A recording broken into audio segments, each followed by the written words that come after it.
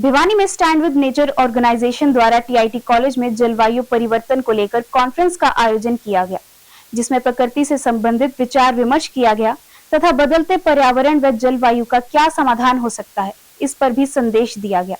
इस कॉन्फ्रेंस में भिवानी विधायक घनश्याम सराफ तथा महंत चरणदास जी महाराज ने शिरकत की। इस मौके पर ऑर्गेनाइजेशन के फाउंडर लोकेश ने कहा कि जलवायु परिवर्तन के लिए हमें संगठित होकर काम करना चाहिए। हमारे पूर्वज जिस तरह का जीवन जीते थे वह रहन सहन सबसे बेहतरीन था। टीआईटी कॉलेज में जलवायु परिवर्तन को लेकर हुई कॉन्फ्रेंस में विधायक घनश्याम सराफ ने कहा कि ऑक्सीजन हमारे जीवन की पद्धति है, ऑक्सीजन के बिना जीवन संभव नहीं है। इसके लिए ऑर्गेनाइजेशन को बधाइयां देते हैं जो इस कार्यक्रम को कर रहे हैं। वहीं उन्होंने कहा कि नशे के खिलाफ एकजुट होकर लड़ना है, क्योंकि आज भिवानी में लगभग 10,000 युवा नशे की गिरफ्त में हैं, लेकिन पहले इसका स्कोर 0 था। उन्होंने बताया कि आने वाले समय में हरियाणवी फिल्म रिलीज की जा रही है। फिल्म के माध्यम से बताएंगे कि नशे से किस प्रकार से बचा जाए। वहीं ऑर्गेनाइजेशन के लोकेश ने कहा कि भारत समाधानों का देश है, जिसने पूरी दुनिया को समाधान दिए हैं। उन्होंने कहा कि युवाओं के माध्यम से ही जलवायु परिवर्तन पर समाधान देना चाहते हैं। जो जीवन की पद्धति है ऑक्सीजन के बगैर हमारा जिंदगी संभव नहीं है। उसको बचाने के लिए, प्रकृति को शुद्ध रखने के लिए हम आज का एक कार्यक्रम कर रहे हैं। मैं सभी कार्यक्रम के साथियों का उनका धन्यवाद भी करता हूं और उनका स्वागत भी करता हूं कि आगे बढ़ें और देश के लिए अच्छे से अच्छे काम ये स्टैंड विद नेचर के माध्यम से हों।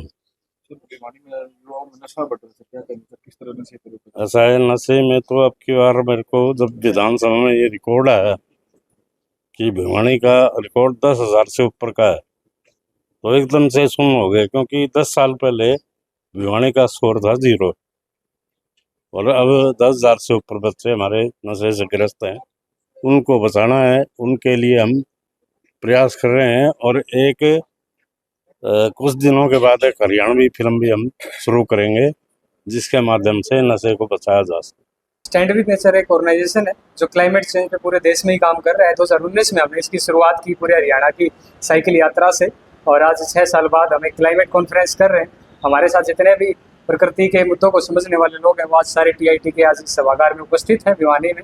यहाँ से हम एक ही संदेश देने की कोशिश में है कि जलवायु परिवर्तन पर जो कलेक्टिव एफर्ट्स हैं, और भारत एक हमेशा समाधानों का देश रहा है, तो हम पूरी दुनिया को क्लाइमेट चेंज पर समाधान देना चाहते हैं। हमारे बुजुर्ग जो जीवन जीते थे, मुझे लगता है कि वही वास्तविक सस्टेनेबल लिविंग स्टैंडर्ड थे। हम युवाओं के माध्यम से पूरे देश में ये मैसेज देते हैं हमेशा, पर्यावरण पंचायतों के माध्यम से, क्लाइमेट कॉन्फ्रेंस के माध्यम से, कि सतत जीवन जीना है। हमारा जो बुजुर्गों का जीवन जीने का तरीका था, प्रकृति को साथ रखते हुए, वो सबसे बेहतरीन आदर्श स्थिति थी। उस पर हम लोग काम कर रहे हैं। क्या कहना चाहेंगे इस प्रकार का जो प्रोग्राम है किया? ये आज की आवश्यकता है। अब 9 तपा लगा हुआ है, 9 तपे के अंदर तापमान 40 से ऊपर ले गया है। अब अगर ऐसे ही तापमान बदलता रहा तो मानसून कैसे आएगी? मानसून नहीं आएगी तो फसलें कैसे होंगी? फसलें नहीं होंगी तो खाएंगे क्या? ये गंभीर विषय है, गंभीरता से सोचने का विषय।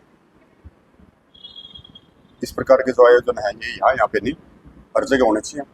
इससे चेतना जागृत होगी और फिर हमारा व्यवहार बदलेगा और फिर क्लाइमेट को जो चेंज हो रहा है उसको चेंज होने से हम रोक पाएंगे। तो आपका जो संगठन है किस प्रकार से जो नेचर है उसके बदलने की कोशिश कर रहा है? क्या हम प्राकृतिक मकान बनाते हैं।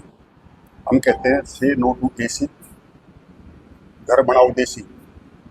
और जो प्रकृति हमें दे रही है उस प्रकृति के साथ हम छेड़छाड़ ना करके हम वही लें। जहाँ का जो मूल पौधा है वहाँ पे वही पौधारोपण करें, जहाँ का जो मूल है उसको बदलने की कोशिश ना करें।